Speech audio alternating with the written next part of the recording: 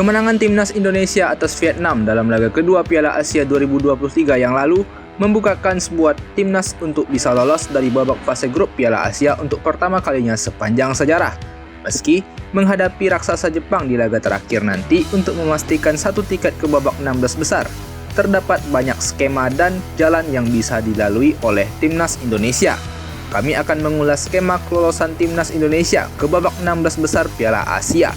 Namun sebelum itu, jangan lupa buat like serta subscribe channel Bung Bil supaya kalian tak ketinggalan berita-berita menarik seputar sepak bola Indonesia dan mancanegara. Kans timnas Indonesia untuk bisa meraih kelolosan ke babak 16 besar Piala Asia cukup terbuka. Kemenangan atas Vietnam membuka jalan bagi Indonesia untuk bisa meraih target tersebut. Laga ketiga nanti bakal menjadi kunci bagi skuad Garuda menghadapi timnas Jepang, tim unggulan dengan segudang pemain yang berkarir di Eropa dan pemilik gelar juara Piala Asia terbanyak, yakni 4 kali. Sudah pasti, kemungkinan Indonesia bisa mengalahkan Jepang hampir mustahil. Namun, semua hal yang ada di dalam sepak bola bisa terjadi. Skema kelolosan Indonesia bila ingin menentukan nasib mereka di tangan sendiri sudah pasti, yakni mencuri poin menghadapi Jepang menjadi harga mutlak yang harus diraih. Meski dengan hasil imbang pun, itu sudah cukup bagi Indonesia untuk bisa menyegel satu tiket 16 besar melalui posisi 3 terbaik grup. Lalu, bagaimana jika nantinya Indonesia harus menerima kekalahan dari Jepang di laga pamungkas? Apakah masih ada kans buat Indonesia untuk lolos? Tentu saja ada. Bahkan, timnas Indonesia bisa memastikan lolos ke babak 16 besar Piala Asia 2023 tanpa peduli hasil dari laga matchday ketiga kontra Jepang pada 24 Januari nanti sebagai salah satu tim dari 4 tim peringkat 3 terbaik di grup. Timnas Indonesia pasca laga kedua menempati peringkat ketiga grup D dengan torehan 3 poin serta -1 agresivitas gol hasil dari 2 gol dan 3 kali kebobolan. Skuad Garuda juga sudah dipastikan tidak bakal turun peringkat alias masih berpeluang lolos ke babak 16 besar, baik itu sebagai runner-up atau peringkat 3 terbaik. Hal ini dikarenakan dalam babak grup, head-to-head berperan penting, yang mana Indonesia sudah berhasil mengalahkan Vietnam yang memastikan Vietnam bakal menjadi juru kunci di grup D. Apapun hasil yang didapatkan, bahkan bila Vietnam bisa menang besar menghadapi Irak. Dalam klasemen peringkat 3 terbaik, timnas Indonesia per hari ini tepatnya 21 Januari 2024 ada di peringkat kedua. Sementara grup F belum memainkan laga kedua mereka.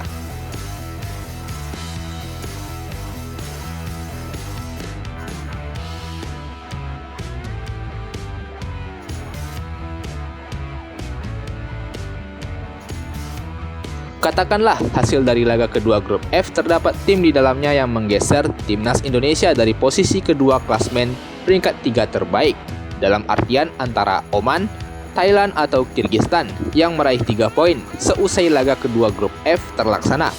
Artinya, timnas Indonesia setidaknya turun sampai peringkat ketiga yang masih termasuk dalam syarat lolos 16 besar via 4 peringkat 3 terbaik. Lalu, di mana kita bisa menganalisa keberhasilan Indonesia bila lolos ke babak 16 besar bahkan sebelum menghadapi Jepang?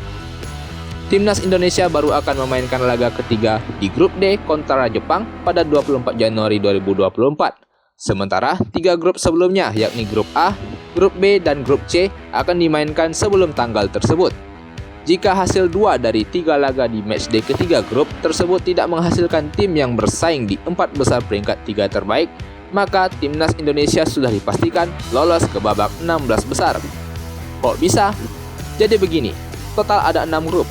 Jika sudah ada 2 grup yang dipastikan tidak menghasilkan tim yang bersaing di 4 besar peringkat 3 terbaik, artinya 4 grup tersisa yang dimainkan sudah dipastikan lolos terlebih dahulu seperti yang sudah dijelaskan kondisi timnas Indonesia di klasmen peringkat 3 terbaik pasca matchday kedua yang kali ini sebenarnya cukup menguntungkan.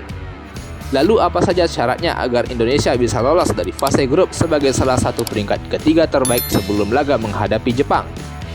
Yang pertama di grup A. Pada matchday ketiga di grup A yang dilaksanakan pada 22 Januari, Qatar bakal menghadapi Tiongkok, sedangkan Tajikistan menghadapi Lebanon. Saat ini Qatar berada di peringkat 1 dengan 6 poin dan sudah pasti bakal lolos. Disusul Tiongkok yang punya 2 poin, Tajikistan 1 poin, dan Lebanon 1 poin. Nah, syarat agar grup ini tidak menghasilkan peringkat 3 terbaik ialah Qatar menang saat melawan Tiongkok, atau laga antara Tajikistan melawan Lebanon berakhir imbang. Jika Qatar menang melawan Tiongkok, otomatis Tiongkok bakal turun ke peringkat 3 dan hanya bakal memiliki 2 poin. Sedangkan opsi kedua, Tajikistan melawan Lebanon berakhir imbang, otomatis kedua tim juga memiliki 2 poin. Dari dua opsi tersebut, maka dengan 2 poin yang dimiliki peringkat ketiga di grup ini, otomatis tak bakal melewati perolehan poin Indonesia di klasemen peringkat ketiga terbaik yang sudah memiliki 3 poin. Kedua, di grup B. Pada matchday ketiga grup B yang dilaksanakan pada 23 Januari pukul 18.30 waktu Indonesia Barat, Australia bakal menghadapi Uzbekistan, sedangkan Syria menghadapi India. Saat ini Australia berada di peringkat 1 dengan 6 poin yang sudah pasti bakal lolos. Disusul Uzbekistan yang punya 4 poin dan berkemungkinan besar bakal lolos. Lalu Syria yang memiliki 4 poin dan India 0 poin. Nah, syarat agar grup ini tidak menghasilkan peringkat 3 terbaik ialah opsi pertama, Syria imbang saat melawan India. Otomatis Syria yang bakal meraih peringkat ketiga grup dengan memiliki 2 poin. Namun, mereka tak bakal melewati posisi Indonesia di klasemen peringkat 3 terbaik sebab Indonesia sudah memiliki 3 poin. Opsi kedua yakni India menang tetapi tidak mencetak gol lebih dari 3. Nah, mengapa demikian? Sebab India kini memiliki agresivitas gol senilai -5, hasil dari 5 kali kebobolan tanpa mencetak 1 gol pun. Nah, bila India menang dengan skor 1-0, 2-0 atau 3-0, tidak bakal masalah sebab meski poin India nantinya sama dengan Indonesia, akan tetapi agresivitas gol India bakal lebih buruk dari Indonesia yang masih -1. Walau begitu, opsi kedua ini masih beresiko, sebab bila India menang, maka Indonesia juga wajib untuk tidak kalah dengan selisih gol yang lebih banyak dari yang dimiliki India saat menghadapi Jepang nantinya. Yang ketiga di grup C. Pada matchday ketiga di grup C yang dilaksanakan pada 23 Januari pukul 21.30 waktu Indonesia bagian Barat, Iran bakal menghadapi Uni Emirat Arab, sedangkan Palestina menghadapi Hong Kong. Saat ini Iran berada di peringkat 1 dengan 6 poin dan sudah pasti bakal lolos. Disusul Uni Emirat Arab yang punya 4 poin dan berkemungkinan besar bakal lolos. Lalu Palestina yang memiliki 1 poin dan Hong Kong 0 poin. Nah, syarat agar grup ini tidak menghasilkan peringkat 3 terbaik ialah opsi pertama, Palestina imbang saat melawan Hong Kong. Otomatis Palestina yang bakal meraih peringkat ketiga grup dengan memiliki 2 poin. Namun, mereka tak bakal melewati posisi Indonesia di klasemen peringkat 3 terbaik sebab Indonesia memiliki 3 poin. Opsi kedua yakni Hong Kong menang tetapi tidak mencetak gol lebih dari 1. Nah, mengapa demikian? Sebab Hong Kong kini memiliki agresivitas gol senilai -3. Hasil dari 4 kali kebobolan dan mencetak 1 gol. Nah, bila Hong Kong menang dengan selisih 1 gol, maka tidak bakal menjadi masalah sebab meski poin Hong Kong nantinya sama dengan Indonesia, akan tetapi agresivitas gol Hong Kong bakal lebih buruk dari Indonesia yang masih -1. Walau begitu, opsi kedua juga sama beresiko dengan opsi kedua di grup B tadi. Sebab bila Hong Kong menang maka Indonesia juga wajib untuk tidak kalah dengan selisih gol yang lebih banyak dari Hong Kong saat menghadapi Jepang nantinya. Nah, dari penjelasan tersebut, bila terpenuhi 2 opsi terbaik dari 4 opsi, yakni Qatar menang melawan Tiongkok, serta hasil imbang di 3 laga, yakni Tajikistan melawan Lebanon, Syria melawan India, dan Palestina melawan Hong Kong, maka dipastikan posisi Indonesia aman sebelum laga menghadapi Jepang. Namun, bila Palestina, India atau Hong Kong memenangkan laga mereka, maka Indonesia wajib waspada menghadapi Jepang untuk jangan sampai kalah dengan selisih gol yang lebih banyak dari agresivitas gol yang dimiliki tim-tim tadi. Nah, bagaimana kemungkinan terburuknya? Ya, tentu berkebalikan dengan bagaimana kemungkinan terburuknya? Tentu berkebalikan dengan banyak opsi yang disebutkan tadi. Tiongkok menang melawan Qatar, Tajikistan dan Lebanon saling mengalahkan di grup A, laga Syria menghadapi India menghasilkan pemenang, dan juga laga Hong Kong menghadapi Palestina menghasilkan pemenang. Tentunya laga Indonesia nantinya wajib untuk menahan Jepang, atau minimal jangan sampai kalah dengan selisih gol yang banyak. Paling enggak kalah dengan selisih hanya 1 atau 2 gol yang merupakan skema terbaiknya. Lalu, bagaimana bila Indonesia kalah menghadapi Jepang setelah skema kelolosan Indonesia yang sudah disebutkan tadi tak ada yang terjadi di pertandingan grup A, B, dan C? Masih adakah peluang? Ya, tergantung saat hasil di laga ketiga grup E dan F nantinya. Bahrain yang menempati peringkat 3 dengan 3 poin di grup E bakal menghadapi Yordania di laga terakhir.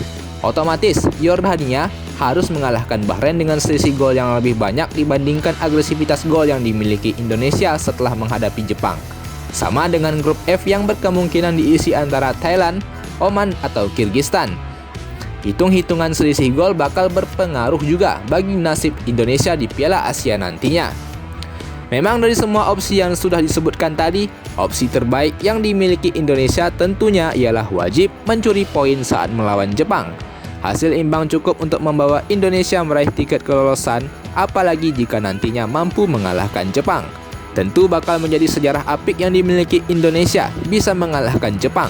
Meski teramat sangat sulit dikarenakan Indonesia menghadapi Jepang dengan perbedaan ranking FIFA yang bagaikan langit dan bumi. Tidak ada yang tidak mungkin dalam sepak bola.